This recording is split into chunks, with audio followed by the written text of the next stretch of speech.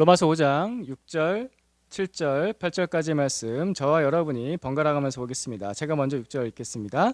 우리가 아직 약할 때 그리스도께서는 제때 경건하지 않은 사람을 위하여 죽으셨습니다. 의인을 위해서라도 죽을 사람은 거의 없습니다. 더욱이 선한 사람을 위해서라도 감히 죽을 사람은 드뭅니다. 같이 읽습니다. 그러나 우리가 아직 죄인이었을 때 그리스도께서 우리를 위하여 죽으셨습니다. 이리하여 하나님께서는 우리들에 대한 자기의 사랑을 실증하셨습니다. 아멘. 저는 외로움을 좀 많이 탑니다. 제가 그렇게 안 보일지 모르겠지만 제가 외로움을 좀 탑니다. 네, 이제 여러분들은 그렇게 생각하실 수 있어요. 목사님은 뭐 이렇게 교회 식구들도 있고 이렇게 많고 이렇게 가족들도 있고 무엇보다 목사님이시잖아요. 목사님은 이렇게 하나님이 계신데 무슨 외로움을 타시냐 라고도 하실 수 있을 것 같아요. 그렇죠? 하나님인데 제가 외로우면 안 되죠. 아멘. 그런데 사람 안에는 뭔가 스스로 해결할 수 없는 외로움이 있지 않습니까? 저는 그거를 제가 혼자서 잘 해결을 못 하겠더라고요. 그러니까 불현듯 찾아오는 외로움이 있어요. 나 혼자서 나 혼자만의 힘으로 해결할 수 없는 외로움을 느낄 때가 있습니다. 돈 있고 건강하고 가족들도 있고 뭔가 성취를 했다고 해도 그걸로 채워지지 않는 외로움이 있죠. 내 안에서의 문제거든요. 밖에서의 문제가 아니라, 그죠? 내 안으로부터의 문제. 밖에 있는 거는 사실 돈으로 해결하는 게요, 세상에서 어떻게 보면 제일 쉬워요. 있으면 있는 돈으로 하면 되고 없으면 없는 대로 하면 되거든요. 근데 내 안에 있는 문제는요, 이걸 어떻게 끄집어서 할 수가 없거든요. 뭐 외과 의사한테 내 내장을 맡기는 거, 그거는 병원에서 할 수 있지만 내 마음의 문제를 끄집어내서 한다는 건요, 이건 굉장히 힘든 일입니다. 몇 년 전만 해도 식당에서 혼자 밥 먹는 거 굉장히 힘들었습니다. 요즘에는 이게 별일 아니거든요. 요즘 혼밥하는 거 별일 아닌데 제가 지난주에도 우리 처갓집 식구들이 다 여행을 잠깐 갔다 오셨어요. 그래가지고 제가 주중에 좀 혼자서 밥을 먹는 시간들이 있었는데 한 번은 이제 제가 편의점에 갔거든요. 편의점에 가니까 제 편의점에 아저씨인데 중년 이상의 아저씨, 저보다 나이가 훨씬 더 많으신 아저씨인데 혼자서 밥을 드시더라고요. 아무도 없어요. 그러니까 그 편의점 사장님 계시고 그분 혼자서 밥을 드시더라고요. 그리고 저는 옆에서 컵밥을 고르고 있었죠. 저도 그냥 혼자서 밥을 먹었거든요. 예전에는 그게 참 쉽지가 않았는데 요즘에는 그게 좀 쉬워졌어요. 하지만 여전히 혼자 밥 먹는 게 좀 뻘쭘해요. 그러니까 밥 먹는 건데, 그냥 내가 하루 세끼 밥 먹는 건데 혼자 밥 먹으면 왠지 좀 처량해요. 그죠? 여러분도 지금도 그러시나요? 아니면 이제 혼자 밥 먹는 게 좀 익숙해지셨나요? 혼자 있다는 거, 외롭다는 거 참 힘듭니다. 힘들 때가 있죠. 그래서 같이 밥 먹을 사람 찾고요, 같이 차 마실 사람 찾고요, 같이 영화 볼 사람. 영화 혼자서 보는 것도 엄청난 용기가 필요할 때가 있어요. 같이 영화 볼 사람, 그리고 같이 살 사람을 찾습니다. 같이 할 사람이 필요해요. 사람은 외롭거든요. 외로움이 있습니다. 우리가 이렇게 외로운 감정을 느끼는 가장 큰 이유, 여러 가지 이유가 있겠지만 가장 큰 이유는 사랑 때문이죠. 사랑이 부족해서 외로움을 느낍니다. 주변 사람들 한번 보세요. 옆에 있는 사람들 한번 보세요. 사람들 이 정도면 그래도 꽤 있어요. 서로 이렇게 연락도 할 수 있고, 안부도 물을 수 있고, 문자도 할 수 있고, 이렇게 봄수련회 같이 가서 놀 수도 있고. 근데 그런 사람들이 참 많은데, 사람은 참 많은데 왜 사랑을 충분히 공유할 수 있는 사람은 적을까? 이게 고민이죠. 사람은 많은데, 내 주변에 사람이 없는 게 아니에요. 사람은 많는데 왜 불현듯 찾아오는 외로움은 계속해서 찾아올까? 그 사람과의 나누는 사랑이요, 주고받는 사랑이면은 문제가 없는데 이 사랑이 뺏고 빼앗기는 사랑인 거예요. 그래서 외로움이 찾아옵니다. 여러분들 어렸을 때 형제들이 있으셨던 분들은 생각해 보세요. 어렸을 때 형, 누나, 동생하고 언니, 오빠, 동생들하고 싸웠던 이유, 뺏고 빼앗기니까 싸우는 거예요. 그죠? 장난감 뺏고 장난감 빼앗기고, 내 거야! 니께 어딨어? 같이 노는 거지. 막 그러면서 빼앗기고, 그러면서 지 건 안 주고, 간식도 빼앗아요. 자기 거 나눠서 엄마 아빠가 다 나눠서 분배해 줬는데 먹고서 빨리 와서 또 빼앗아 먹으려고 그래요. 그래서 또 속상하고 울고, 그죠? 먹을 게 부족해서 울고. 왜 TV 모독은 하나였을까? 막 이러면서 울고 그잖아. 그럴 때가 있어요. 근데 이게 어릴 때야 이해가 돼요. 어릴 때는 아 그래 어리니까 마음이 아직 여리니까 그리고 이기적일 수밖에 없는 어린이니까 라고 이해가 되는데 그게 어른이 돼서까지 그런 행동을 보인다 라고 하게 되면은 그때는 형제가 아니라 뭐가 될까요? 원수지간이 돼요. 어른이 돼서까지 서로를 배려하지 않고 주고받는 관계가 아니라 뺏는 관계로만 가게 되면은 아 저런 형 누나 동생 차라리 없는 게 낫다 이런 생각을 가지게 되죠. 그래서 가장 가까운 사람이 원수가 되는 이유가 여기 있습니다. 연인끼리 싸우는 이유, 부부끼리 싸우는 이유. 지난주에 부부싸움 혹시 하셨습니까? 혹시 애인이랑 싸우셨습니까? 애인이랑 왜 싸울까? 부부끼리 왜 싸울까? 그렇게 사랑해야 될 사이끼리 왜 싸울까? 우리 서로 이렇게 사랑을 확인하는 것들 있잖아요. 자기야 나 사랑해?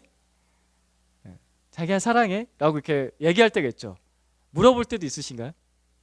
저는 되게 많이 물어봐요. 그러니까 제가 정말 외로움을 많이 타는 사람인 거예요. 여보 나 사랑해? 라고 물어봐요. 이 나이가 돼서 43살인데 43살인데 여보 나 사랑해? 라고 물어보고 난 자기 사랑해. 그러면서 제가 또 이래요. 자기는 근데 나 사랑하면서 어떻게 나한테 그럴 수가 있어? 이 말 누가 하냐면 제가 해요. 제가. 자꾸 사랑을 확인하고 싶어하고 사랑을 달라고 해요.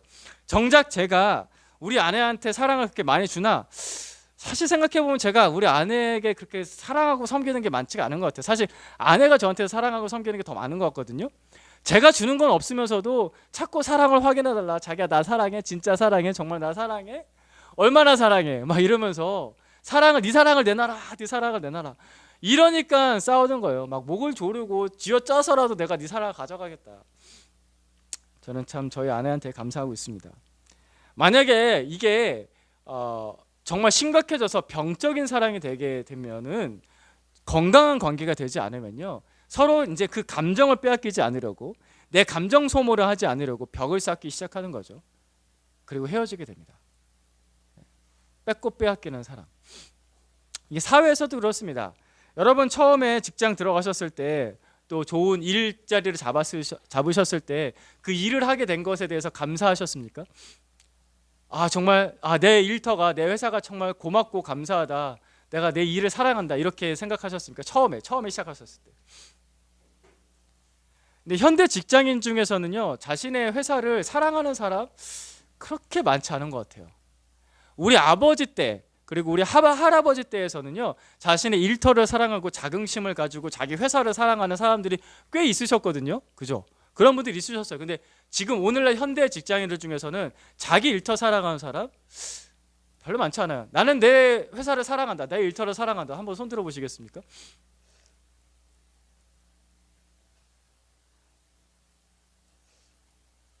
사회복지사는 손 들으셔야 되는 거 아니에요? 내가 내 일터를 사랑한다. 손 들어야 되는 거. 이렇다고요. 이게 우리의 현실이에요. 그죠? 가슴 아픈 현실이에요. 처음에 신입사원 됐을 때 막 이렇게 직장 구할 때 일터 구할 때는 막 이게 됐으면 좋겠어요. 그래가지고 정말 되고 나면은 너무 감사해요. 너무 좋아요. 그래서 그 일터에서 그 회사에서 월급 나오지 여러 가지 혜택들이 있지. 그러니까 회사가 좋다고 일터가 좋다고요. 근데 이게 나중에 그 회사가 내 삶을 빼앗아 간다는 것을 느끼기 시작하면은 그때부터는 사랑하기 힘들어요. 그죠? 내 건강 빼앗아 가지. 내 젊음 빼앗아 가지. 내 주름 빼앗아 가지. 가족과 보낼 시간들을 빼앗아 가지. 애인과 보낼 시간들을 빼앗아 가지. 내 건강 아까 얘기했죠. 건강이 또 나오네. 내 몸이 요즘에 안 좋아서 건강 빼앗아 가지. 워라밸 하나도 안 맞지. 그지? 그죠? 그러니까 일터를 사랑하기가 힘들죠. 빼앗긴다고 느끼니까 실제로 또 그러니까. 그래서 우리가 삶에서 경험하는 사랑이라는 거, 애정이라는 거, 뭐 인간관계든 직장이든 그 사랑과 애정이라는 것들 중에서요. 빼앗기는 사랑이 참 많습니다. 때로는 또 자신을 잘 돌아봐야 되는데요. 내가 빼앗아 왔던 행동들을 사랑이라고 착각했던 것들도 많습니다. 잘 생각해 봐야 돼요. 내가 그렇게 나쁜 사람이 아니었나? 내가 빼앗아 오면서 내가 그걸 사랑이라고 얘기하지 않았나? 여러분 이렇게 빼앗는다라는 것은요. 나한테 뭔가 부족하다라는 것을 의미하죠. 나한테 뭔가 채우기 위한 행동이라는 것을 의미합니다. 그래요. 사람은요, 채워야 되는 존재예요. 사람은 부족한 존재예요. 여러분은 스스로를 내가 부족한 존재라고 느끼십니까? 내가 뭔가 의지할 곳이 필요하다, 뭔가로부터 공급을 끊임없이 받아야 된다라는 것에 대해서 느끼십니까? 아마도 여러분이 오늘 여기 이 예배당에 나온 것만 봐도요, 아, 나한테 뭔가 부족해, 나한테 뭔가 의지할 곳이 필요해 라는 것을 느끼셨기 때문에 아마 예배당에, 교회라는 곳에 찾아오셨을 겁니다. 사람은 물 마시지 않으면 살 수 없고요, 밥 먹지 않으면 살 수 없습니다. 늘 뭔가 밖으로부터 뭔가 가져와야 돼요. 그죠? 끊임없이 가져와야 돼요. 그리고 사랑이 없으면 살 수 없는 사람이라는 존재는 부족한 존재입니다. 부족한 존재여서 외로움을 느낍니다. 저는 그렇습니다. 저는 제가 부족한 존재라 느낍니다. 그래서 늘 외로워요. 왜 이렇게 외로운지 모르겠어요. 인생이 참 외로워요, 여러분. 아직 40대가 되신 분이 있으시네요. 이제 저는 40대 중반을 향해서 가는데 그래도 제가 우리 교회 안에서는 나이 좀 있는 사람이잖아요. 인생이요, 점점 외롭다는 걸 느낍니다. 그래서 우리가 이렇게 만나서 같이 신앙생활 하는데, 예수님을 잘 믿으려고 하는데, 우리가 건강한 사랑을 잘 체험을 받았으면 좋겠습니다. 때때로 인생에서 어려움이 찾아올 때, 외로움이 찾아올 때 부족한 사랑으로 이렇게 해결하지 못하는 것이 아니라 건강한 사랑으로 잘 체험받았으면 좋겠습니다. 근데 이제 부족한 사람들끼리 있다는 게 문제인 거죠. 부족한 사람들끼리 네 사랑아 내 나라 이렇게 목을 조르게 되면은 해결이 되지 않는 거죠. 외로운 사랑에서 벗어날 방법을 못 찾습니다. 내 마음에 구멍이 나 있어요. 그래서 부족한 거예요. 내 마음에 구멍난 그 주머니에서 사랑이 계속해서 빠져나가니까 그게 해결이 안 되는 거예요. 내 마음의 그릇이요, 간장 종지 같아요. 여러분, 간장 종지 아니에요? 요만한 그릇에 사랑이 찰박찰박거려요. 찰박찰박. 이 찰박찰박거리는 그 사랑을 가지고서 해결이 안 되는 거예요. 근데 해결이 안 되는 그 정도의 사랑을 가지고서 해보려고 하니까, 안 되는 걸 가지고서 해보려고 하니까 숨 막히는 거예요. 우리 옆에 사람한테 우리 용서를 구합시다. 미안해, 내가 네 사랑을 너무 목을 졸랐어. 미안해, 미안해. 그 사랑의 눈빛, 미안한 눈빛을. 너한테 그렇게 사랑이 없는데 내가 목을 졸랐네. 그렇지? 언니, 누나, 동생끼리도 동생한테 맨날 뭐라고 하지 마시고, 누나한테 맨날 뭐라고 하지 마시고, 미안해, 그런 눈빛을 보는 거야. 찰박찰박거려요, 우리의 사랑은. 막 이렇게 뭐 넘쳐가지고 막 풍성한 게 아니야. 꿀꺽꿀꺽 마실 수 있는 그런 사랑, 찰박찰박거려요. 안 되는 걸 가지고 하니까 숨 막히는 거예요. 숨 막히게 하는 거고요. 우리가 그런 걸 인정해야 돼요. 이걸 인정하면은 좀 나아져요. 인정하지 않으니까 싸움이 돼요. 부족한 걸 인정하기 시작하면요, 길이 보여요. 사람은요, 그런 부족한 것끼리 서로 쥐어뜯으면요, 계속해서 싸움이 일어나는 거고요. 그래서 사람에게는요, 마르지 않는 사랑이 필요해요.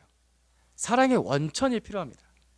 우리 말씀 보겠습니다. 요한일서 4장 16절 말씀 같이 읽습니다. 시작. 우리는 하나님이 우리에게 베푸시는 사랑을 알았고 또 믿었습니다. 하나님은 사랑이십니다. 사랑 안에 있는 사람은 하나님 안에 있고 하나님도 그 사람 안에 계십니다. 아멘. 하나님은 사랑이십니다. 하나님에 대해서 정의를 내립니다. 하나님은 이것이다라고. 하나님은 사랑이시다. 정의예요. 이 말 뜻은 뭐냐면요, 하나님은 사랑 그 자체이시다라는 거예요. 하나님은 사랑 그 자체이시다는 게 그럼 우리에게 어떤 의미를 주냐? 하나님의 사랑은 메마르지 않는다는 거예요. 하나님은 사랑 그 자체이시니까. 하나님께서 사랑의 그 원천이시니까 하나님의 사랑은 절대 메마르지 않습니다. 하나님의 사랑은 바닥나지 않습니다. 이 마르지 않는 사랑의 특징은 뭐냐면요, 부족한 사람까지 사랑한다는 거예요. 바닥나지 않는 사랑의 특징은 뭐냐면요, 모자른 사람, 허물 많은 사람까지도 사랑한다는 거예요. 그래서 나의 부족함을 인정하면 길이 보인다는 이유가 여기 있습니다. 마르지 않는 사랑이 있으니까요. 하나님의 사랑은 부족한 존재를 사랑하는 사랑입니다. 죄인을 사랑하시는 사랑입니다. 그래서 오늘 말씀 로마서 5장 6절, 7절, 8절 말씀에서 이렇게 말씀하고 있는 거죠. 우리 다시 한번 읽어볼까요? 6절 먼저 읽어주시겠습니까? 시작. 우리가 아직 약할 때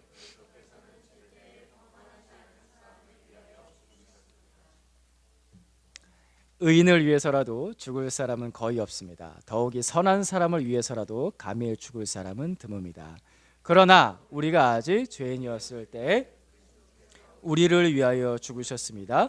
이리하여 하나님께서는 우리들에 대한 자기의 사랑을 실증하셨습니다. 아멘. 하나님은 약한 사람을 사랑하십니다. 하나님은 경건하지 않은 사람을 사랑하십니다. 하나님은 죄인인 나를 사랑하십니다. 하나님께서는 그 사람에게 하나님의 사랑을 확실하게 증명해 주셨습니다. 실증이란 말이 나오죠. 실증, 확실하게 증명해 주시다. 우리는 의인도 아니고 선인도 아닌데 하나님께서 그 사랑을 우리에게 주셨습니다. 예수님은 그런 사람을 사랑하셨습니다. 그래서 예수님의 제자 중에 베드로라는 사람이 있죠. 베드로는 굉장히 유명한 사람이잖아요. 베드로 성당이 있을 정도로, 그렇죠? 베드로는 여러 가지 면에서 유명합니다. 예수님 잘 따랐던 좋은 제자로도 유명한데 또 한 면이 있죠. 약간 좀 베드로의 실수, 잘못의 부분에서 베드로가 예수님을 3번 부인했던 제자로 유명합니다. 치명적인 실수였죠. 3번이나 예수님을 모른다고 했습니다. 예수님 모른다, 예수님 모른다, 예수님 모른다. 근데 사실 베드로는 좋은 제자였어요. 수제자였잖아요. 베드로는 이런 일이 있었습니다. 베드로가 예수님을 따르다 보니까 사람을 사랑해야겠다는 생각이 드는 거죠. 사람을 사랑하는 구체적인 실제적 액션이 나타나는 게 뭐냐면 용서예요. 사랑은 본질이라고 한다면요, 용서는 그 본질이 나타나는 실천이라고 할 수 있죠. 그래서 베드로는 예수님의 사랑을 보니까 형제를 용서해야겠구나, 이웃을 용서해야겠구나라고 생각을 했습니다. 또 어떻게 용서해야 될까? 얼만큼 용서해야 될까라고 생각했던 너무나 훌륭했던 제자예요. 그러니까 수제자였다니까요. 그래서 근데 이 베드로는 유대인이잖아요. 그 유대인의 문화에 있어서 7이라는 완전수의 개념이 있습니다. 유대인은 7을 완전수라고 생각했거든요. 약간 졸릴 듯 싶으니까 재미있게 얘기하자면 왜 7이 완전수냐면요, 땅을 상징하는 숫자가 4예요. 사방, 동서남북 4. 이 상징수예요. 4예요. 하늘을 상징하는 숫자가 3이에요. 그래서 성경의 표현에 보면요, 하늘을요 3층 천이라고도 말을 하죠. 1층 천, 2층 천, 3층 천. 이게 유대인의 문화 개념이에요. 그래서 3, 이 하늘을 상징하는 숫자고요. 그리고 하나님께서는요 성 삼위일체시잖아요. 그래서 3이라는 숫자가 하늘을 상징하는 숫자고요, 4라는 숫자가 땅을 상징하는 숫자입니다. 그래서 3 더하기 4는 3 더하기 4는 7이 돼요. 3 곱하기 4는 12가 돼요. 그래서 이게 완전수의 개념을 가지게 되는 거예요. 그래서 유대인의 문화에서 이 7이라는 숫자가 완전수예요. 그래서 7이 무조건 완전하다, 그 뜻이 아니라 문화의 개념이에요. 그들의 그 문화에서 개념이에요. 그래서 그 7이라는 완전한 숫자를 용서에 대입을 한 거예요. 사랑을 대입을 한 거예요. 그래서 이 베드로가 예수님께 이렇게 질문하죠. 예수님, 제가 나의 이웃을, 나의 형제를 용서할 때 7번 용서하면 되겠죠? 라고 물어봅니다. 그래서 그 말이 나온 거예요. 7번 용서하면 되겠죠? 여러분, 이거 한번 생각해 보세요. 실제로 생각을 해봅시다. 누군가를 7번 용서한다. 똑같은 잘못을 지은데 7번을 용서한다. 아까도 직장 얘기했는데, 직장에서 자기 후배한테, 자기 부하 직원한테 일을 시켰어요. 야, 이거 자료 정리 좀 해와. 자료 정리 좀 해오세요. 요즘은 다 존댓말 하나요? 자료 정리 해오세요. 이거 회계 정리, 계산 검토해서 해오세요. 라고 해서 맡겼어요. 가져왔어요. 계산이 틀렸네? 한 번쯤 틀릴 수 있어. 그래, 괜찮아. 나도 처음엔 그랬으니까 다시 여기 틀렸네요. 다시 해오세요. 라고 시켰어요. 2번 틀렸어요. 2번을 틀려? 이 사람이 왜 이러지? 엑셀을 모르나? 이럴 수도 있어요. 또 다시, 이번에 다시 잘 검토해서 오세요. 3번 틀렸어요. 여러분, 3번 틀리면 용서가 돼요? 3번 틀렸는데 용서가 되는 건 거의 없어요. 저도 진짜 인내심이 약하거든요. 뭔가 이제 시켰는데 3번 틀린다 그러면은 약간 그때부터 화나기 시작해요. 근데 여러분, 7번에 7번 똑같은 실수를 7번 반복한다. 그게 업무적인 실수예요. 그냥 능력이 약간 좀 부족해서 엑셀 함수를 몇 개를 잘 쓸 줄 몰라가지고 능력이 살짝 부족해서 한 실수예요. 그래도 똑같은 실수를 7번 하게 되면요, 그 사람에 대해서 도덕적인 흠까지 생각하게 돼요. 이런 생각을 하게 될걸요. 이 사람 내 말을 무시하네. 건성건성 일하네. 이 사람 일이 진심이 아니네. 이런 사람이 월급을 받아? 막 이런 생각까지 하게 되죠. 그죠? 7번 실수, 7번 잘못 똑같이 용서하는 거 쉽지 않습니다. 그러니까 베드로가 굉장히 큰 생각한 거예요. 근데 예수님께서 뭐라고 대답하셨죠? 예수님께서 이렇게 대답하세요. 베드로야, 7번 아니고 70번 용서를 해봐. 70이라는 숫자는 또 왜 나왔냐면요, 7에다 10을 곱한 거잖아요. 10은 충족수예요, 유대인의 문화에서. 그러니까 지금 베드로가 유대인의 문화 개념으로 얘기하고 있잖아요. 7번 했어요. 예수님께서는 거기에서 문화 개념을 똑같이 대답하고 계신 거예요. 7번에 충족수 10을 곱해요. 7 곱하기 10, 70번이 되는 거예요. 70번을 용서해. 근데 베드로야, 이렇게 용서하는 거야. 70번 용서하고 70번 용서하고 70번 용서하고 70번 용서하고 70번 용서하고 70번 용서하고 70번 용서해. 70번 용서하는 것을 다시 한 번 더 7번 반복할 때까지 용서해야 돼 라고 예수님께서 베드로에게 대답해 주셨습니다. 이 너무나 훌륭한 대화, 진짜 사랑에 대해서 고민하는 스승과 제자의 대화, 이거를 예수님과 베드로가 했던 거예요. 그 대화를 했던 그 베드로가 예수님을 몇 번 부인했습니까? 베드로가 예수님을 3번 부인했습니다. 예수님께서 체포당하시던 날 밤, 십자가를 지시게 되는 그날 밤, 베드로가 예수님을, 나는 저 사람을 모른다, 나는 저 사람과 관계없다, 도대체 나한테 왜 이러냐, 나는 저 사람을 모른다 라고 3번 부인했습니다. 예수님께서는 그 베드로에게 찾아오셨죠. 십자가에서 죽으시고 다시 살아나셔서 베드로에게 찾아오셔서 이렇게 질문하십니다. 요한복음 21장 17절 말씀인데요, 같이 한번 읽어보겠습니다. 천천히 읽습니다. 시작. 예수께서 3번째로 물으셨다. 요한의 아들 시몬아, 내가 나를 사랑하느냐? 그때 베드로는 예수께서 내가 나를 사랑하느냐 하고 3번이나 물으심으로 불안해서, 주님께서는 모든 것을 아십니다. 그러므로 내가 주님을 사랑하는 줄을 주님께서 아십니다 하고 대답하였다. 예수께서 그에게 말씀하셨다. 내 양떼를 먹여라. 예수님께서는 사실 베드로를 이미 용서하셨죠. 부활하시고 예수님께서 베드로를 찾아오셨다는 것은 이미 용서하셨다는 뜻이에요. 왜냐하면 예수님의 사랑은 메마른 적이 없습니다. 아까 기억하십니까? 하나님은 사랑이시다. 이 뜻은 하나님의 사랑은 마르지 않는다. 같이 한번 따라해볼까요? 기억하기 위해서. 하나님의 사랑은 마르지 않습니다. 예수님의 사랑은 그래서 마른 적이 없어요. 베드로를 향해서도. 예수님을 모른다고 한 베드로를 향해서도 마른 적이 없어요. 그러니까 예수님께서 찾아오신 거예요. 예수님 이미 베드로를 용서하셨어요. 근데 문제는 뭐예요? 베드로 자신이죠. 베드로 자신이 그 예수님의 사랑을, 그 예수님의 용서를 받아들이지를 못하고 있는 거예요. 그러니까 지금 예수님께서 다시 살아나셔서 부활하셨는데도 불구하고 베드로는 지금 뭐 하러 갔냐면요, 갈릴리 호수에 그 옛날처럼 어부 생활하러 돌아갔다고요. 이해가 되세요? 지금 이 장면이? 어부 생활로 돌아간, 그러니까 예수님의 제자로 계속해서 따르지 않고 어부 생활로 돌아간 베드로는 지금 뭘 생각하고 있냐면은, 나는 예수님의 사랑을 받을 자격이 없어 라고 생각하고 있는 거예요. 나는 예수님의 제자가 될 수가 없어. 예수님께서 나한테 그렇게 찾아오셨지만 예수님은 지금도 속으로 그렇게 생각하실걸, 너는 이제 수제자는 아니야.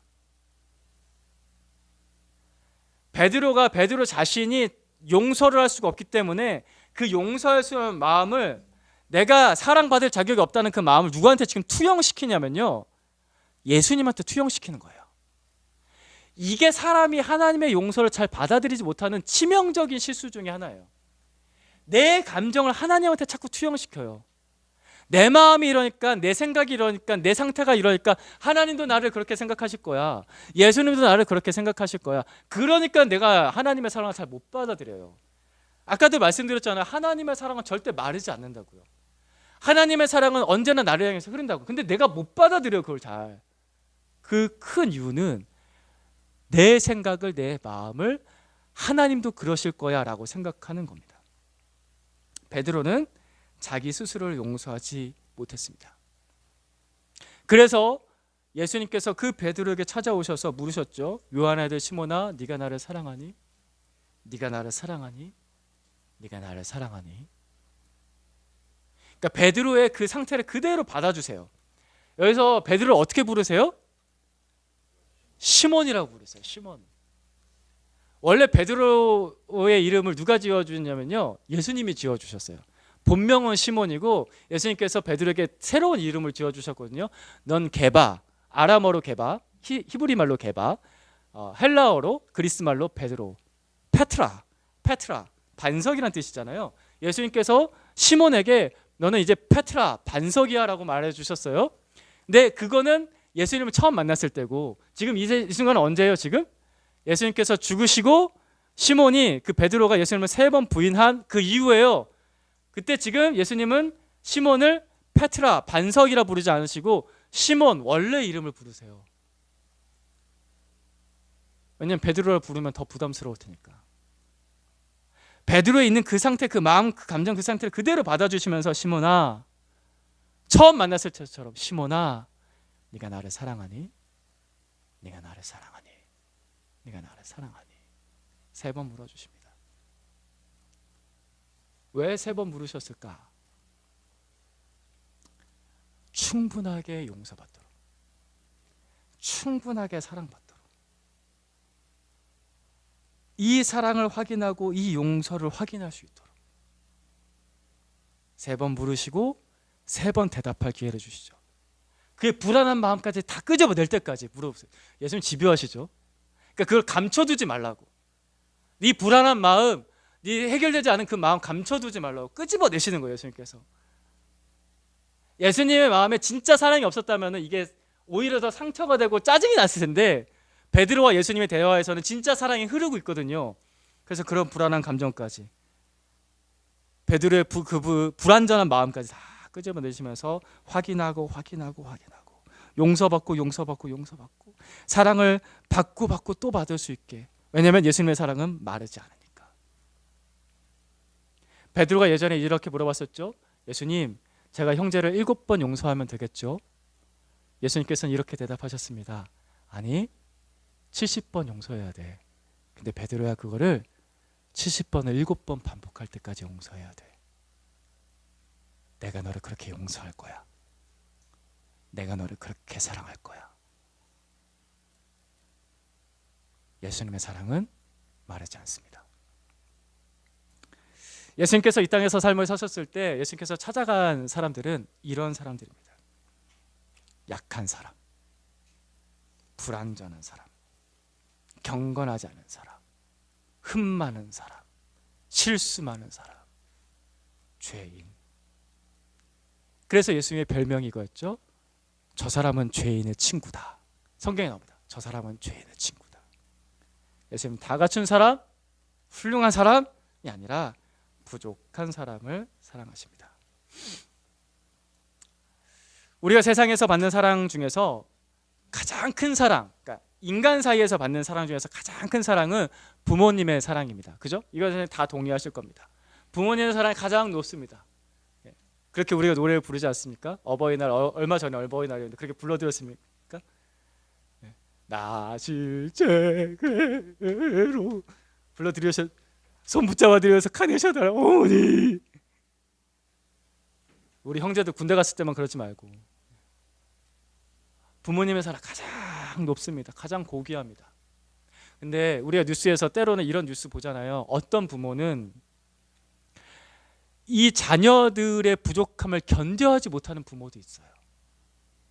그죠? 너는 왜 그것밖에 못하니? 너무 안타깝습니다. 어떤 부모는 그 자녀의 결핍을 모른 채 하는 부모도 있어요. 그 그 부모는 자녀를 버리는 사람까지도 있죠. 그런 가슴 아픈 이야기들이 있습니다. 그래서 부모님의 사랑이 가장 고귀하지만 그 부모님의 사랑도 완벽하진 않습니다. 왜냐? 부모님 사랑이 가장 소중하지만 가장 필요한 사랑이지만 그 사랑이 완벽하진 않습니다. 왜일까? 부모님의 사랑이 사랑의 원천 자체는 아니거든요. 사랑의 원천이 사람에게 있지 않다는 거예요. 사람에게도 사랑이 있긴 하지만 사랑이 없다는 게 아니에요. 사랑이 있지만 사랑의 원천 자체는 아닌 거예요. 이사야 말씀에 하나님께서 우리를 이렇게 사랑하신다고 하셨습니다. 같이 읽겠습니다. 시작. 어머니가 어찌 제 젖먹이를 잊겠으며 제 태에서 낳은 아들을 어찌 긍휼히 여기지 않겠느냐. 비록 어머니가 자식을 잊는다 하여도 나는 절대로 너를 잊지 않겠다. 아멘. 비록 어머니가 자식을 잊는다 하여도 나는 너를 절대로 잊지 않겠다. 나는 너를 절대로 잊지 않겠다. 우리 가슴에 손을 얹고서 이렇게 얘기할 거야. 하나님은 나를 절대로 잊지 않는다. 하나님의 사랑은 마르지 않습니다. 하나님의 사랑은 마르지 않습니다. 하나님은 사랑의 원천이십니다. 부모님의 사랑조차도 어디로부터 왔냐면요, 하나님 아버지로부터 온 겁니다. 그분의 사랑의 원천이십니다. 그분의 사랑이 지금도 끊임없이 우리에게 흘러오기 때문에 그나마 우리가 살고 있는 거예요. 근데 그 사랑을 잘 받아야겠죠. 충분히 받아야겠죠. 간장 종지처럼 받는 게 아니라 구멍난 그릇에 이렇게 맨날 쫄쫄쫄쫄 흘려보내는 거 아니잖아요. 충분히 받아야겠죠. 그 사랑의 원천이 있습니다. 그 사랑을 확인하고 또 받을 수가 있습니다. 어디서 받냐? 십자가에서 받습니다. 그 사랑의 정점은 십자가입니다. 오늘 말씀 로마서 5장 8절 말씀 같이 읽습니다. 시작. 그러나 우리가 아직 죄인이었을 때 그리스도께서 우리를 위하여 죽으셨습니다. 이리하여 하나님께서는 우리에 대한 자기의 사랑을 실증하셨습니다. 아멘. 사랑을 실증하셨대요. 좀 더 편안하게 표현해 볼게요. 사랑을 확실하게 보여주셨어요.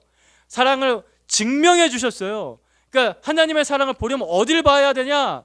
예수 그리스도께서 나를 위해서 죽으신 그곳을 바라봐야 돼요. 거기 어디예요? 십자가예요. 마르지 않는 사랑은 죄인인 사람을 사랑하는 사랑이에요. 여기가 사랑의 원천입니다. 부족한 사람을 향해서 흘러가는 사랑, 이게 사랑의 원천이에요. 이게 진짜 사랑인 거예요. 그 사랑은 십자가에서 증명되었습니다. 하나님은 사랑이십니다. 그 사랑은 마르지 않습니다. 마르지 않는 사랑은 부족한 사람을 향해서 흘러갑니다. 죄인을 향해서 흘러갑니다. 마르지 않는 사랑은 그래서 그 죄인을 위해서 생명을 내놓습니다. 그 마르지 않는 사랑은 그 십자가에서 오늘도 확인하고 오늘 받을 수 있습니다. 여러분들이 외로운 사랑, 힘든 사랑, 부족한 사랑, 결핍된 사랑에서 벗어나기를 축복합니다. 서로 목을 쥐면서 네 사랑을 내놔라! 이거 이제 그만하고 나의 부족함, 나의 외로움을 다른 데서 채우려고 하지 마시고 사랑의 원천이신 하나님께 날마다 나오십시오. 오늘 나오세요. 오늘 구하세요. 오늘 받으세요. 십자가를 바라보십시오. 지금 이제 이미 예수님을 믿고 계신 분들도요, 이 사랑의 복음은 언제나 필요합니다. 마르지 않는 그 사랑은 날마다 나에게 필요합니다. 이 믿고 있는 사람들조차도. 우리는 늘 부족하거든요. 신앙의 어떤 힘, 원동력이 약해질 때 왜 약해질까? 이 사랑의 복음이 약해졌기 때문이에요. 복음의 젖을 아직 덜 먹어서 그래요. 더 많이 먹어야 돼요. 꿀꺽꿀꺽 계속 마실 수 있어야 돼요. 우리 어머니들이 아이 젖 먹일 때, 가슴에 품에 안고 젖 먹일 때 아이가 꿀꺽꿀꺽 마실 수 있을 만큼 충분히 주잖아요. 그죠? 우리가 하나님의 사랑을 그렇게 꿀꺽꿀꺽 충분히 먹어야 돼요. 그러면 외롭지 않습니다. 그러니까 나는 부족하다. 아이처럼 그냥 나는 부족하다. 이거를 인정하고 가면 편해요. 아버지께, 아버지 저는 아이예요. 저는 지금도 그 사랑이 필요해요. 구하세요. 복음의 젖을 달라고, 그 사랑의 젖을 달라고 구하세요. 내가 오늘도 아버지 품에 안겨서 그 젖을 먹기 원합니다라고 아이처럼 겸손하게 구하세요. 뭐 있는 것처럼 행동하지 마시고 내가 경건의 생활 잘하니까, 예배 잘 드리니까, 내가 그래도 예수님 믿으니까 있는 것처럼 행동하지 마시고, 네, 저는 부족합니다. 처음 구원받았을 때처럼 계속해서 그런 태도로 살아가는 사람이 그리스도인입니다. 그리고 또 우리가 다른 사람에게 이 복음을 전할 때 또 부족함을 느껴요. 그죠? 오늘 우리 한 자매님의 솔직한 고백처럼 전도가 힘들어요. 전도가 쉬운 사람 별로 없어요. 저도 그렇거든요. 저는 뭐 전도에 늘 자신이 있어서 막 이렇게 나만 만나면 누구든지 다 회심할 거야, 안 그러거든요. 저도 늘 부족함을 느껴요. 우리는 부족합니다. 나의 부족함을 인정할 때 그때 오히려 하나님의 풍성한 사랑이 나한테 임합니다. 내가 뭐 할 수 있는 것처럼 내가 뭘 준비해야지, 전도를 잘 준비해야지, 그러면 더 잘 안 돼요. 내가 사형리 하나도 제대로 못 외우고 암송구절 하나도 제대로 못 외우지만, 주님 저는 부족하지만 하나님의 사랑을 제 엄마 아빠한테 전하기 원해요. 하나님의 사랑을 제 언니 오빠 동생에게 전하기 원해요. 하나님의 사랑을 내 남편에게, 내 아내에게, 내 자식에게 전하기 원해요. 내 친구에게, 내 직장 동료에게 하나님의 사랑을 전하기 원해요. 전 잘 못하지만 그때 하나님의 사랑이 더 풍성하게 임합니다. 여러분, 이거 하나를 기억해야 돼요. 그리스도인은 내 사랑을 전하는 사람이 아니에요. 그리스도인은 하나님의 사랑을 전하는 사람입니다. 이거 한 번 더 따라해 볼까요? 그리스도인은 내 사랑을 전하는 사람이 아닙니다. 그리스도인은 하나님의 사랑을 전하는 사람입니다. 네, 그렇습니다. 하나님의 사랑을 잘 받아서 전하는 사람이에요. 우리는 늘 부족한 사람입니다. 우리 로마서 5장 8절, 오늘 가장 중요한 핵심 말씀입니다. 같이 한 번 더 읽어보겠습니다. 시작. 그러나 우리가 아직 죄인이었을 때 그리스도께서 우리를 위하여 죽으셨습니다. 이리하여 하나님께서는 우리들에 대한 자기의 사랑을 실증하셨습니다. 아멘. 우리는 사랑이 필요합니다. 그 사랑은 외로운 사랑이 아닙니다. 그 사랑은 하나님의 사랑입니다. 메마르지 않는 사랑, 이 확실한 사랑이 우리를 구원합니다. 자, 기도하겠습니다. 하나님, 감사합니다. 하나님의 그 확실한 사랑, 마르지 않는 사랑을 태초부터 지금까지 계속해서 흘려보내 주셔서 감사합니다. 그 사랑을 잘 받아야 될 텐데, 하나님, 우리가 다른 데서 길을 잃어버릴 때가 많습니다. 아버지, 오늘도 우리 마음 가운데 말씀해 주셔서 그 사랑으로 우리를 불러주셔서 허무한데, 외로운 데서 사랑 찾지 않고 마르지 않는 하나님의 사랑, 그곳에 나아가 충분히 마시고 충분히 받고 충분히 체험받게 해주십시오. 우리가 외로울 때마다, 힘들 때마다 하나님께 나아가 그 품에 안겨 그 사랑의 젖을 충분히 먹게 해주시옵소서. 그래서 내가 먹고 마신 사랑, 내 옆에 있는 사람에게 나눠줄 수 있는 사람, 내 사랑이 아니라 하나님 사랑 나눠주는 사람 되게 하여 주시옵소서. 예수님의 이름으로 기도드립니다. 아멘.